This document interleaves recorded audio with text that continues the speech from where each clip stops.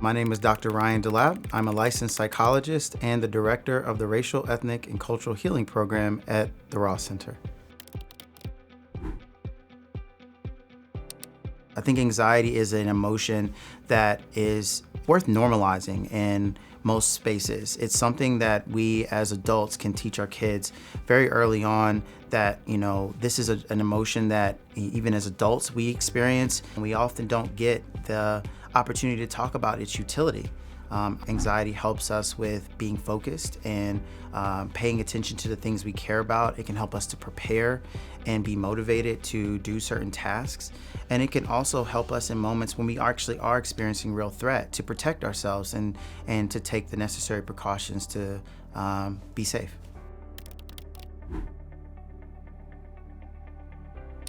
I think it's a great question to really think about. How can the people in the lives of teenagers take action? There's a conversation that starts before individuals start showing signs of anxiety that are of a clinical level. I think early on we want to be helping our kids develop an understanding of how do they notice their emotions, how do they express them, and also how do they foster compassion and love for the emotional experiences they have, because that's also going to help them to be more willing to disclose their emotions to professionals, to adults, or to other people, and to also notice when they're not okay. One of the things that we notice is that observational learning is a huge part of the experience of anxiety.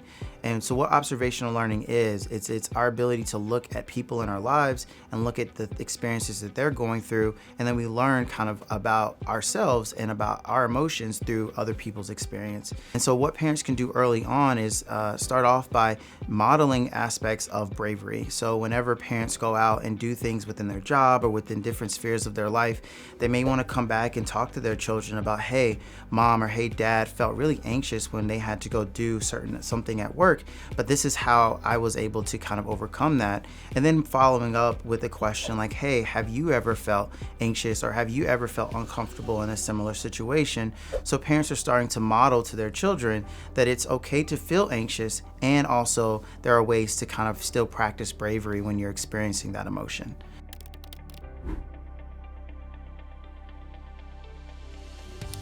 Parents may notice that their child is especially struggling with anxiety if there's a notable change from their baseline.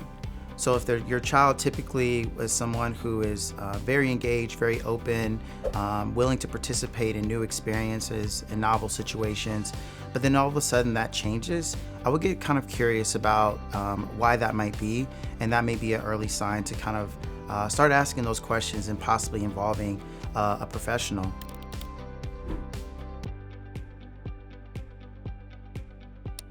One of the great joys of my job is being able to not just support individuals through the stressful experiences that they have, but to also be able to help them name and realize the strengths and aspects of resilience that they have even before they get a chance to talk with me. When kids go through certain difficult situations, particularly whenever they're experiencing anxiety, the way in which they're able to leverage technology and also maintain an openness towards mental health more so than I think whenever I was younger. And just how they're starting to find ways to bridge these two things together to kind of create more spaces of inclusivity, to encourage individuals and their peers to express themselves. It helps me to find greater resources out there to normalize that experience and to help individuals to realize that this aspect of mental health is it's a conversation we should all be having. And so I'm really thankful for this younger generation of being able to start changing that conversation quite a bit.